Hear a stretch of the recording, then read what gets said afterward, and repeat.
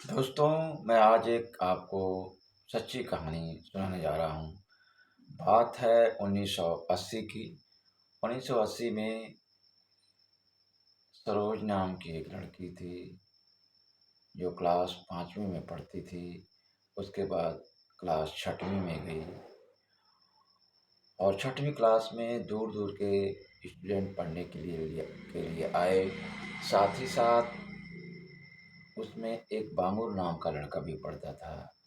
आँखों ही आँखों में सरोज और भांगुर से बहुत प्यार हो गया। एक दूसरे के बगैर नहीं रहते थे।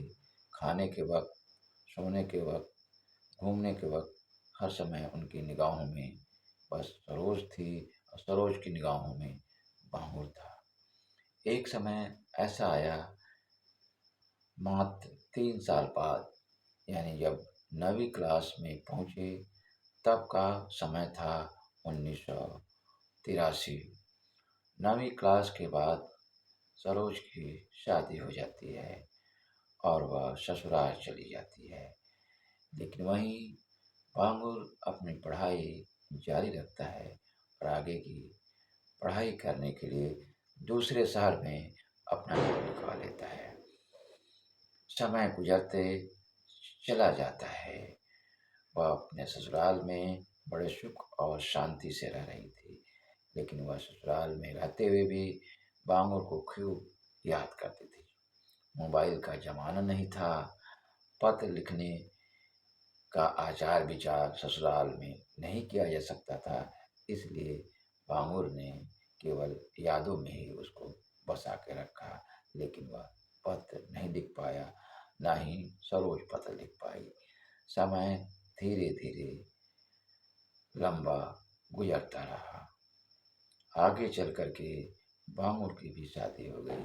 अपनी पत्नी के साथ वह भी सुखी और प्रसन्नता से रहने लगा और इसके बाद वह आगे की पढ़ाई के लिए दूसरे शहर चला गया। वहाँ पढ़ाई करता था, लेकिन पढ़ाई में उसका मन नहीं लगता था। किताबें तो टेबल पर होती थी, लेकिन याद सरोज की होती थी।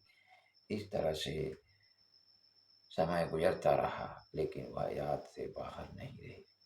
लेकिन वह अपने बच्चों में खो गया, सरोज भी अपने बच्चों में खो गई।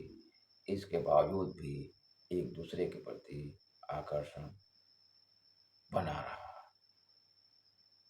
ठीक 23 साल बाद 2006 में सरोज के भाई के बेटी की शादी थी और इधर सुदामा के दोस्त के मामा के लड़के की शादी थी। और यह शादी जो है तय हो गई थी और बारात बिहार से दिल्ली के लिए जानी थी। दिल्ली के लिए एक नया रिवाज शुरू हो गया था कि लड़कियों को अब लड़कों के पास जाकर के शादी करना था, क्योंकि लड़के वालों का दबाव ऐसा ही था। लड़की वाले भी सोच रहे थे कि लड़के के पास जाएंगे, जो भी खर्च होगा या जो भी परेशानी होगी या जो भी अच्छाई होगी, वह सब लड़के वाले स्वयं में समाहित कर लेंगे।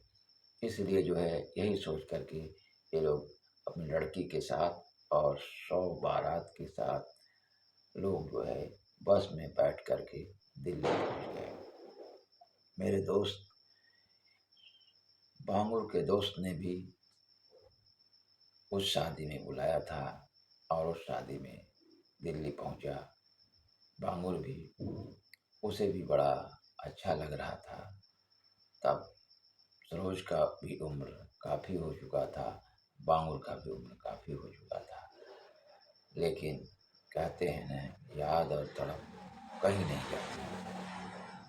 मन और विचार उम्र को नहीं देखता, उम्र के साथ विचार और मन और बढ़ जाते हैं। एक झलक बांगुर को सरोज दिखाई देती है, सरोज भी बांगुर को देखता है, लेकिन चेहरे को सही से नहीं समझ पाता है। जब वह पास देख जाता है तो समझ जाता है कि वह सरोज ही है और बड़ी हिम्मत जुटा करके और हौसला जुटा करके कहता है, सरोज आप कैसी हो?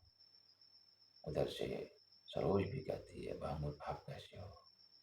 और दोनों एक दूसरे से बातचीत में इतना मशगूल हो गए कि कहीं कुछ उनको नज़र ही नहीं आया। लेकिन बाद में बात करते करते फिर एक दूसरी जगह चले गए, थोड़ा सा अलग चले गए और वहाँ जा कर के एक दूसरे को दोनों ने गले लगा लिया। भांगुर को ऐसा लग रहा था जैसे कितना बड़ा सुख मिला हो। सरोज को भी ऐसा आभास हो रहा था उसे कितना बड़ा सुख है। सरोज इतना सुख मिला कि उसके कंधों पर ही वह सो गई और उसे और सुदामा भी वहाँ शांति से उसको कंधे से दूर हटाना नहीं चाहता था, उसको अलग नहीं होने देना चाहता था। काफी देर तक एक ही मुद्रा में रहे। जब एक दूसरे के आमने सामने फिर आए और उनसे जब सुबह हुई, एक दूसरे से अलग होने की बारी आई तो दोनों की याद फिर ताजी हो गई और एक दूसरे को अलविदा कह करके अलग हो गए। और वह प्यार, यह सच्चा प्यार था। और सच्चा प्यार हमेशा शारीरिक संबंध का भूखा नहीं होता है।